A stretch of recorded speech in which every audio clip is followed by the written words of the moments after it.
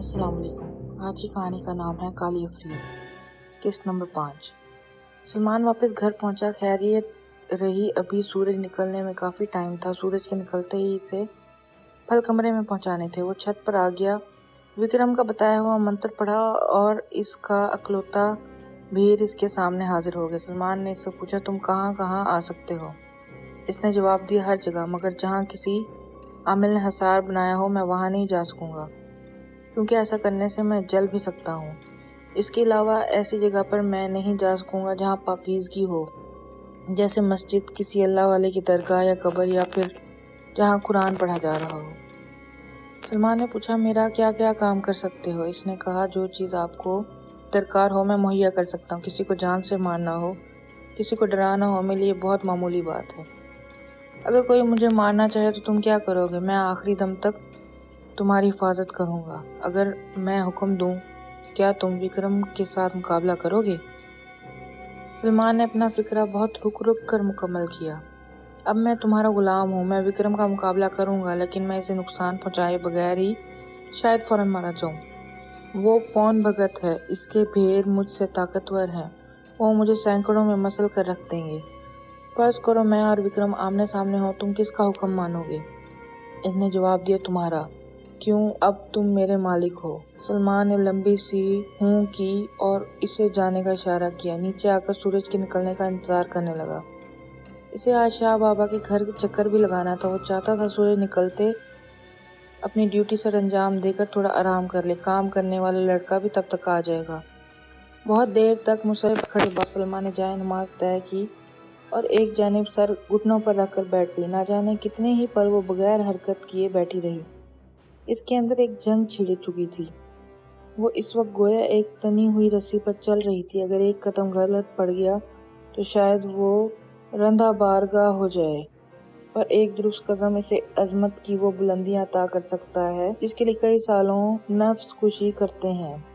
ये दबाव इतना शदीद था, इसे लगा इसका नर्वस ब्रेक डाउन हो जाना है, मगर वो चाह कर भी किसी सिमत का तयन नहीं कर पा रही थी। इसी कश्मकश के दौरान वो एक बार फिर होश व खुद से बेगाना हो गई। अरसलान घर आया और सलमा को अजीब तरह से पड़े देखकर परेशान हुआ। इसने सलमा को आवाज़ें दी, मगर बेसूद। वो आगे बढ़ा और जब इसने सलमा को छुआ तो उसे मालूम हुआ सलमा तेज बुखार में तप रही थी। वो थोड़ी देर तक सोचता रहा कि अब क्या करे। फिर घर से बाहर निकला, मेन रोड से एक रिक्शा लेकर आया और बेमुश्किल सलमा को उठाकर इसमें डालकर डॉक्टर के क्लिनिक तक ले गया। डॉक्टर ने चेकअप के बाद सलमा को क्लिनिक में एडमिट कर लिया। स्टाफ को बोला कि इनको ठंडी पट्टियाँ रखें। अरसलान को मेडिसिन की स्लिप दी कि वो मेडिकल स्टोर से ले आए। वो मेडिसिन लेने चला गया। मुसलसल पट्टियाँ रखने, चंद इंजेक्शन जो सलमा को दिए गए थे, इससे बुखार का जोर टूटा और सलमा को होश आ गया, मगर वो शदीद नकाहत महसूस कर रही थी। होश तो आ गया था, शायद मेडिसिन के ज़ेर असर या सुबह से कुछ ना खाने की वजह से वो गुनूदगी में थी। ऐसी कैफियत में अजीब व गरीब अल्फाज बोल रही थी जो बेरुख और नाकाबिले फ़हम थे। डॉक्टर ने आज रात इसे क्लिनिक में अंडर ऑब्जर्वेशन रखने का कहा और ड्यूटी स्टाफ को हिदायत देकर घर चला गया। जाते जाते वो ये कह गया, अगर कोई मसला हो तो इसके घर के नंबर पर कॉल करके फ़ौरन इन्फॉर्म करना। अरसलान बेड के पास रखी चेयर पर बैठ गया। वो बहुत परेशान था। एक बार इसके दिल में आई कि वो जाकर अपनी दूसरी बहनों को इत्तला करे, मगर फिर इसने इरादा बदल दिया और सोचा कल सुबह जाकर बताएगा। अरसलान को भूख भी लग रही थी, मगर वो वहाँ से एक लम्हा भी हटने को तैयार नहीं था। माँ बाप के बाद वाहिद सलमा थी जिसने इसे दोनों का प्यार दिया। दूसरी बहनें भी अरसलान का ख्याल रखती थीं, मगर जो कुछ सलमा ने किया इसका बदल मुमकिन नहीं था। सलमा की निस्बत अरसलान का रुझान मज़हब की तरफ ज़्यादा था। जब भी मौका मिलता वो मजहबी किताब का मुताला करता, कोशिश करता नमाजें बाकायदगी से अदा करे और अपनी हर दुआ में सलमा के लिए ख़ास तौर पर दुआ करता था। वो कुर्सी पर बैठा दिल ही दिल में कभी आयतुल कुर्सी पढ़ रहा था, कभी मुश्किल या परेशानी में पड़ी जाने वाली दुआएं जो इमाम मस्जिद ने सिखाई थी दोहराता जा रहा था। पढ़ते पढ़ते इसकी आंख लग गई। सलमा मेडिसिन के ज़ेरे असर बेख्तियार सो रही थी जब इसके कानों में आवाज़ आई कि बाहर आओ। ना जाने क्या जादू था इस पुकार में। वो फौरन उठकर बैठ गई। माहौल पर नज़र दौड़ाए अरसलान को कुर्सी पर सोता देख आवाज़ दोबारा गूंजी, बाहर आओ। سلمیٰ کسی معمول کی طرح چلتی باہر آ گئی۔ باہر خون جما دینے والی سردی تھی، مگر سلمیٰ ہر چیز سے بے نیاز مین روڈ سے باہر نکل گئی۔ وکرم کو اپنے بھیڑوں کے ذریعے سلمیٰ کی خبر ملی۔ وہ ان پر سخت ناراض ہوا کہ وہ اس کی حفاظت کیوں نہیں کر پائے۔ اسے بتایا گیا کہ اس وقت وہ جس کمرے میں ہے وہ وہاں داخل نہیں ہو سکتے۔ حالانکہ جب وہ نماز کے لیے کھڑی ہوئی، انہوں نے اس کے دماغ کو مکمل طور پر اپنے کنٹرول میں رکھا۔ وہ باوجود کوشش کے کلام الہی یاد نہیں کر پائی۔ خیر اور شر کی اسی جنگ نے اسے اس حال تک پہنچا دیا۔ وکرم نے کہا وہ اسے دماغی طور پر مطمئن کریں۔ اس کے بھیڑوں نے معذوری ظاہر کی۔ کہا وہ جیسے ہی اس کے پاس پہنچنا چاہتے، کوئی اندیکھی طاقت ان کے راستے میں رکاوٹ بن رہی ہے۔ وکرم چونکا۔ اندیکھی طاقت؟ وہ زیر رب بڑبڑایا، پھر اپنی شیطانی طاقت سے سلمیٰ تک پہنچا، مگر اسے لگا جیسے برقی کرنٹ لگا ہو۔ وکرم دماغی طور پر حاضر ہوا اور دھونی جما کر منتر پڑھنے لگا۔ کافی دیر تک پڑھائی کرنے کے بعد وہ اپنی آواز سلمیٰ کے دماغ تک پہنچانے میں کامیاب ہو گیا۔ وہ تیز تیز منتر پڑھنے کے ساتھ ساتھ اپنے بھیڑوں کو ہدایات بھی دیتا جا رہا تھا۔ وہ جانتا تھا کہ جو کوئی اس کا راستہ کاٹ رہا ہے، اگر وہ اس کے منتر سمجھ گیا پھر شاید اس کے لیے دماغی رسائی بھی آسان نہیں رہے گی۔ بالآخر وہ سلمیٰ کو اس کمرے سے باہر لانے میں کامیاب ہو گیا۔ پھل ٹیبل پر رکھ کر سلیمان پلٹا۔ آج پھر غور سے دیواروں کا جائزہ لینے لگا۔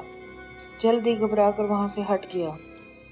کام والا لڑکا جب وہاں پہنچا، اسے ہدایت دی کہ وہ آرام کرنے جا رہا ہے، اگر کوئی آئے تو واپس بھیج دے۔ سونے سے پہلے اس نے اپنے بھیڑ کو بلایا اور ہدایت دی۔ وہ 3 گھنٹے آرام کرے گا، اس کے بعد اسے جگا دینا۔ اس کی ہدایت کے مطابق اسے اٹھا دیا گیا۔ فریش ہونے کے بعد اس نے ناشتہ کیا اور بھیڑ سے پوچھا، کیا مجھے جسمانی طور پر کہیں بھی پہنچا سکتا ہے جہاں وہ جانا چاہتا ہے؟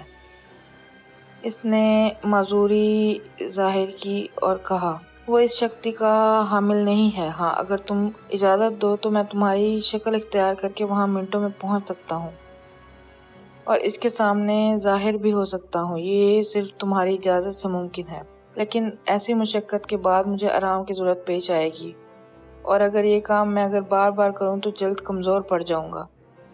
دوسرا، اگر سامنے والا کوئی عامل ہو تو اس کے سامنے ظاہر ہونے کے بعد سمجھو میری طاقت صفر ہو جائے گی۔ وہ مجھے اپنا غلام بھی بنا سکتا ہے۔ ساری بات پر غور کرنے کے بعد سلمان نے اسے روانہ کر دیا، کیونکہ وہ جانتا تھا شاہ بابا کی بیوی ایک عام عورت ہے اور اس کو خطرہ نہیں۔ ویسے بھی وہ نئی نئی ملنے والی طاقت کا لطف اٹھانا چاہتا تھا۔ بھیڑ کے جانے کے بعد اچانک اسے لگا جیسے کوئی اس کے کمرے میں آیا ہے۔ سلمان نے دیکھا مگر کوئی نظر نہیں آیا۔ اس کے دماغ میں وکرم کی آواز گونجی اور اس نے پوچھا، شاہ بابا کا چلہ کس دن مکمل ہوگا؟ سلمان نے دن شمار کر کے بتایا، آج سے 6 راتوں کے بعد 40 دن پورے ہو جائیں گے۔ اس کے بعد خاموشی چھا گئی۔ سلمان نے 2-3 بار دل ہی دل بعد ازاں بلند آواز میں پوچھا، کوئی ہے؟ مگر جواب نہیں آیا۔ شاہ بابا ہر چیز سے بے خبر اپنے تہہ خانے میں منتروں کا جاپ کیے جا رہا تھا۔ اب تک اسے کامیابی حاصل ہو رہی تھی۔ آخر 7 دن کا سب سے مشکل مرحلہ اب شروع ہو چکا تھا۔ اس دوران اسے باہر بھی کچھ کام کروانے تھے، جس میں سب سے اہم اس قبر پر روزانہ اس کا پڑا ہوا پانی ڈلوانا تھا۔ اگر بھیڑوں کے ذریعے یہ کام ممکن ہوتا تو وہ کبھی ارسلان کو نہ پالتا۔ اس نے کاغذ پر قبرستان تک جانے کا راستہ اور مطلوبہ قبر کی نشانیاں لکھ کر رکھ دیں، ساتھ ہی تمام ہدایات بھی لکھ دیں۔ شاہ بابا ارسلان کو پہلے بھی سمجھا چکا تھا، مگر پھر بھی ہر بات تفصیل سے لکھ دی۔ پانی اور کاغذ اوپر پہنچا دیا گیا۔ اس طرف سے مطمئن ہو کر شاہ بابا منتروں کا جاپ کرنے لگا۔ سلمیٰ جب کلینک کے مرکزی دروازے سے باہر آئی تو اس نے ایک جانب نہایت حسین نوعمر لڑکی کو دیکھا جو اسے اپنے پاس بلا رہی تھی۔ سلمیٰ کسی اندیکھی ڈور سے بندھی اس کی جانب کھینچتی چلی جا رہی تھی۔ اس لڑکی کے ہاتھ میں ایک ٹرے تھی جس میں ایک خوش رنگ مشروب کا گلاس تھا۔ اس نے ادب سے سلمیٰ کو پیش کیا۔ سلمیٰ نے ہاتھ بڑھا کر گلاس پکڑا اور ہونٹوں سے لگا لیا۔ مشروب کا پہلا گھونٹ ہی نہایت بدبودار اور عجیب ذائقہ لیے ہوئے تھا، مگر اس حسین لڑکی نے اس کی کمر پر ہاتھ رکھا اور آہستہ آہستہ اس کی کمر سلانے لگی۔ سلمیٰ بغیر کچھ محسوس کیے پورا گلاس پی گئی۔ لڑکی نے اسے واپس جانے کا اشارہ کیا۔ وہ واپس پلٹی۔ جیسے ہی وہ اس کی نظروں سے اوجھل ہوئی، نوعمر لڑکی کی جگہ مکڑی نے لے لی۔ اور ایک جانب چل دی۔ سلمیٰ واپس آ کر بیڈ پر لیٹ گئی۔ اس دوران نہ سلمیٰ کو کسی نے روکا نہ کسی کو نظر آئے۔